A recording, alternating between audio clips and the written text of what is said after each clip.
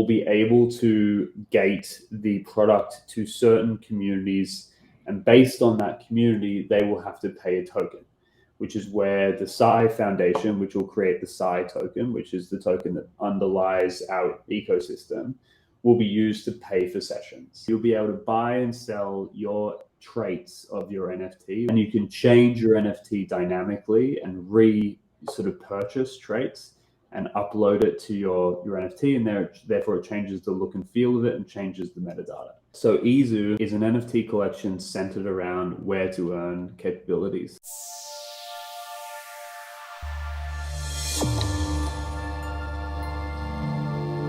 That if we are trying to build a product, that the product has a chance of being successful, and it also has a chance of failing. Okay, so that's why we're splitting resources to make sure we have three attempts at three different things. There's three different things that we're working on to be that product for us. The first one is around education and around mental health. Our aspiration always, based on my own mental health struggles, have been to try and help people other than myself with things that they have dealt with. Because I've been there and I know how hard it is. And I know my friends have been there and my family have been there, and I know that is rough. So when me and Adam were thinking about this, we were thinking we have to create a business, but first we also want to have a sort of underlying mission. So the coaching application that we've developed and deployed at the moment, which is being beta tested by our Genesis holders of the Psychedelics Anonymous NFT. Currently, we've had 2,000 people out of our total holder base use that and sign up to that. It runs free educational sessions with experts in Discord security, Discord setup, cybersecurity, so helping you look after your assets.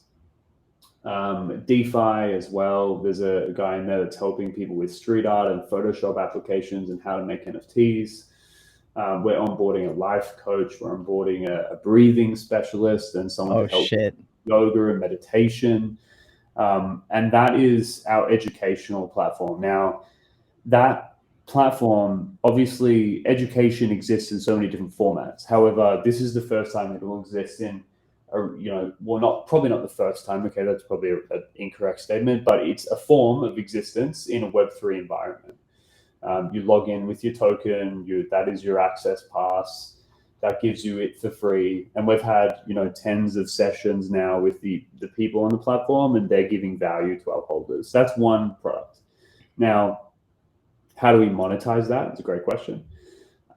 We'll be able to gate the product to certain communities, and based on that community, they will have to pay a token, which is where the Psi Foundation, which will create the Psi token, which is the token that underlies our ecosystem, will be used to pay for sessions. So if you can imagine any education platform in Web 2, there are sessions you have to pay to go.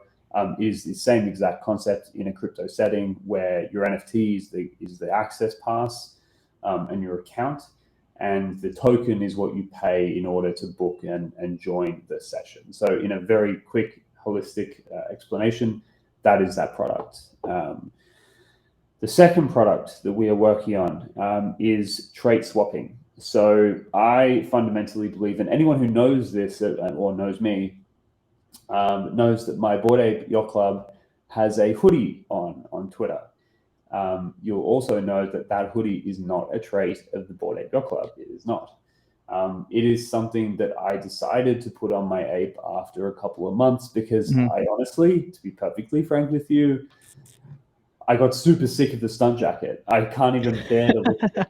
Like, I just don't like it, right? Like, I'm showing it on screen so people can see the zoomed out version, so people know what you're talking about. I genuinely do not like the stunt jacket, okay? Like, not at all. So I put the hoodie on, and someone photoshopped it on for me, right?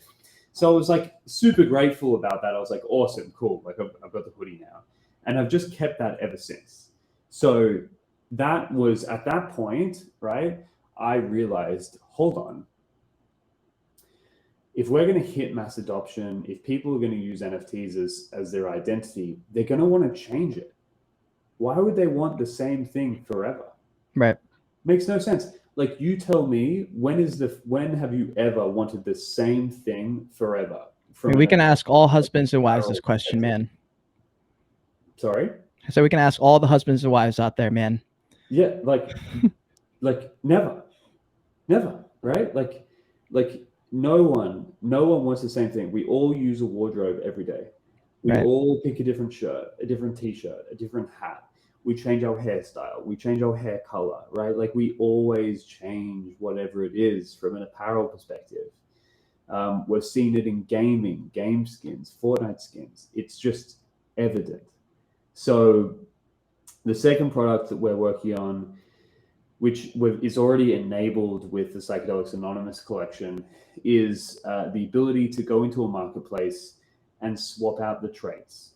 So you'll be able to buy and sell your traits of your NFT, whether it's in our case, your hoodie, your suit, your mask, your headpiece, your neck piece, whatever it may be, your pin, your zipper, and you can change your NFT dynamically and sort of purchase traits and upload it to your NFT, and therefore it changes the look and feel of it and changes the metadata. Now, that process is relatively technical, but the user experience will be incredibly simple. And so with that, we are planning on implementing that with a number of NFT collections that exist in this field at the moment, and allow their users to be able to change the traits of their NFTs. It also, more importantly, allows the creators to drop new traits, which is exciting, right? Like, if you're a World of Women, right, and you decide to drop say you do a collab with Dolce & Gabbana, and there's a Dolce & Gabbana clothing piece that you want to drop, and you want to maybe sell it at a 0.5 ETH Dutch auction and, sell 100 units only. This will allow you to do that. And then the people who buy that piece of clothing will be able to equip it to their NFT, and it will reflect. So it's not just Photoshop, it's actual change to the structure of the ERC 721 token. So that's the second product. Now, both of those fall under the Psychedelics Anonymous brand, and that is something that they're being worked on with the funding of Psychedelics Anonymous. However, the third product which we're working on is a where to earn product, and that is stemmed around the Izu collection, which we're currently working on. Yeah, and I see a lot of people asking about Izu, so I'm sure you've been getting all those questions about Izu too. But heaps. So because of that, I might give a little bit of a debrief on Izu specifically. So Psychedelics Anonymous is the first project under Vulture Labs. It is a single project. Now, misconception. It is broken down into many collections. Like a chess game is broken down into many pieces, or a Monopoly game is broken down into many pieces, because it's a game. And people make decisions with the pieces that they have, and they trade them. That's how it was engineered. So that is the first project that Vulture Labs has. The second project that Vulture Labs will launch will be Izu. Izu is a fashion-forward project with a team of different individuals. It's not the same people that work on Psychedelics Anonymous, apart from myself with marketing and strategy, because of course it's in my vested interest too. I'm one of the public officers of Vulture Labs. And then Adam, who is obviously, again, a public officer of Vulture Labs. So therefore he's helping advise on some creative needs as well. Yeah, shout out Adam. Yeah, shout out Adam. And so there's two guys from the PA community that are working with us on Izu, Kyle and Zach. Kyle is the product manager and will be the head product manager at Izu. And Zach is a giga-brain engineer who is probably one of the most smarter person on the planet that I've ever met. And both of them are working with us on creating a where-to-earn concept. Now, Megan Casper is someone that I've been working with and chatting to for a long time. And she is working with us on product strategy and advisement. And basically, in a nutshell, if you want to sum it up in a very quick minute, Zach and Kyle have created and working on NFC chips, which we will put into clothing. The NFC chips, which are tiny, and I have them in my hand. I met with them this morning at breakfast, and we'll have you look at them, are able to be sewed into tags of clothing. The NFC chip has a storage life of about 100 years, and it's always on. So it's like an AirPod AirTag where it has a little battery in it. Nice. And essentially what we'll be able to do is tell what a user is wearing and when. This allows us to provide retail companies with after sale analytics.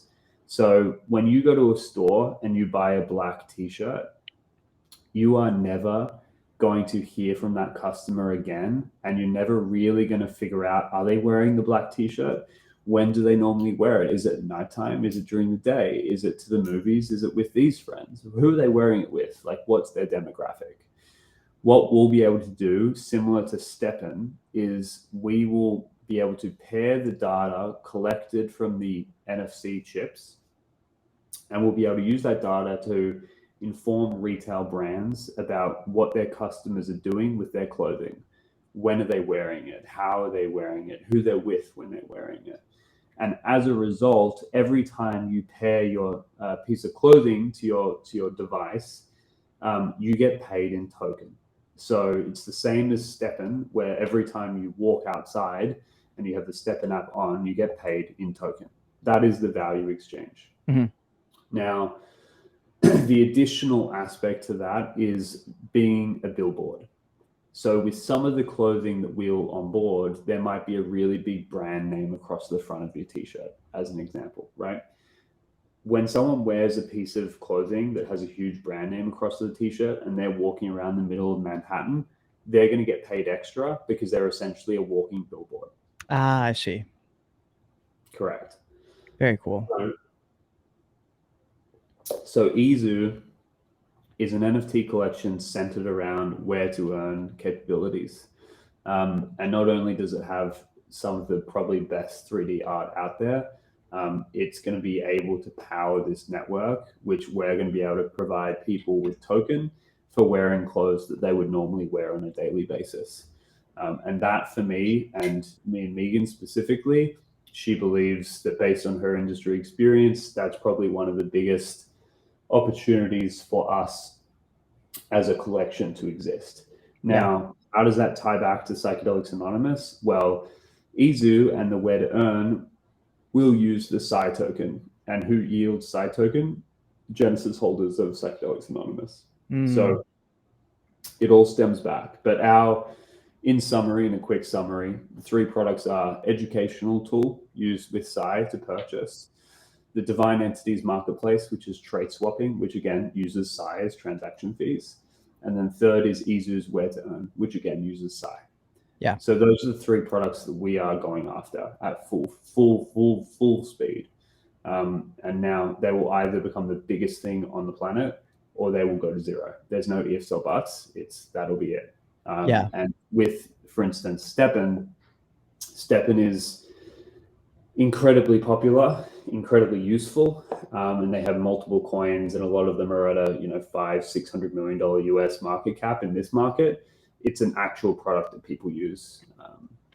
So I'm really excited to develop all of those three. And I think as a team, resource-wise, we have the ability to do that. And that's the product. Those are the products.